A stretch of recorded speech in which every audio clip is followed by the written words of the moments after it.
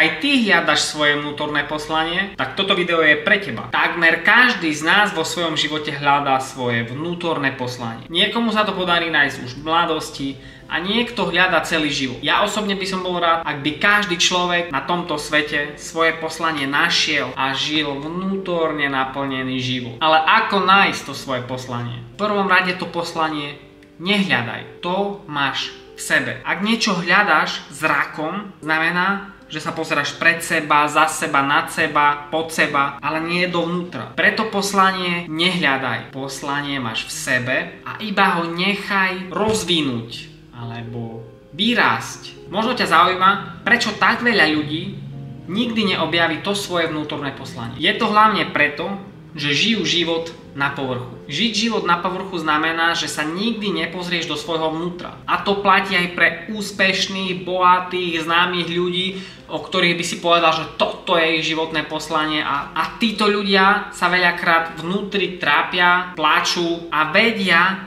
že to nie sú oni, že nepoznajú seba, že to nie je to ono, ale zamotali sa v kruhu. To kývadlo úspechu ich zožulo natoľko, že už k sebe cestu možno nikdy nenájdu. Cesta k nášmu vnútornému poslaniu je cez odnaučanie sa veci, ktoré nás nebavia, vedie cez vyzliekanie sa, vedie cez vymazávanie sociálnych sietí a vedie nás k tomu, aby sme začali žiť život v prítomnosti. Žiť život autenticky. Toto som ja, takto vyzerám.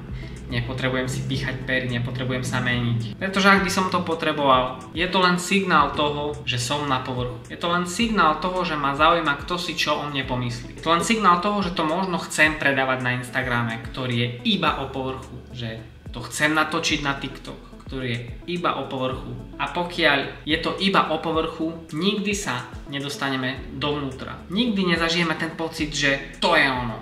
Toto som vždy chcel.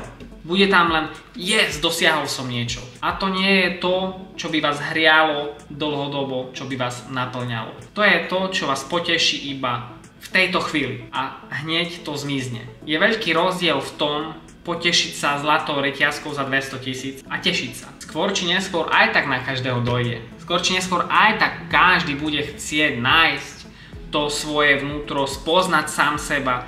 Skôr či neskôr aj tak všetci dojdú do stavu, do bodu, keď si povedia, že Boha, kto ja vlastne som, čo ja tu robím, prečo, čo sa tu deje? Prečo si potom nesadnúť, nezavrieť oči, nedať si meditáciu a spýtať sa, robím fakt to, čo som vždy chcel robiť? Má môj život fakt zmysel pre mňa? Žijem fakt naplnený život? Je toto to, čo som vlastne chcel? Kam vlastne smerujem? Kam sa vlastne dostanem? Čo som si stanovil za cieľ? Zarobiť? Kúpiť si auto? Kúpiť si nový mobil? To sú moje ciele. A fakt, keď tieto ciele splním, budem žiť naplnený život? Fakt si myslíš, že si prišiel na tento svet iba preto, aby si mal Mercedes? Nie je to trochu povrchné? Každý človek má právo byť bohatý, zabezpečený. Mať peniaze, auto, aj všetko. Avšak je veľký rozdiel v tom, čo má skutočnú hodnotu. Zahráme si takú hru. Ja sa vás pýtam, čo by ste v živote chceli? Tak nejak zvnútra. Takže viete, že potom nejak vaše vnútro túži. Čo by to bolo? Napríklad môžete povedať nová práca. A ja sa vás pýtam 7-krát prečo. Takže prečo nová práca? Aby som mal viac voľného času. A prečo chceš viac voľného času? Aby som sa mohol venovať behaniu. A prečo sa chceš venovať behaniu? Pretože sa pritom cítim slobodne. A prečo sa pritom cítiš slobodne? Pretože všetky starosti ostávajú za mnou a bla bla bla. Chápete, kam tým mierim? Občas, keď sa vám v živote pýta zmena, keď s niečím nie ste spokojní, skúste sa 7-krát spýtať prečo. Je veľká pravdepodobnosť, že sa vám naskytnú odpovede, ktorých ste ani nevedeli, že vlastne sú. Zistíte, čo vlastne chcete. Možno zistíte, čo vlastne nechcete. A takto jednoduchým spôsobom môžete búrať múr medzi sebou a svojim vnútrom. Tým, že my žijeme na povrchu, že je tu strašne veľa svetiel, zvukov, rozptýlení od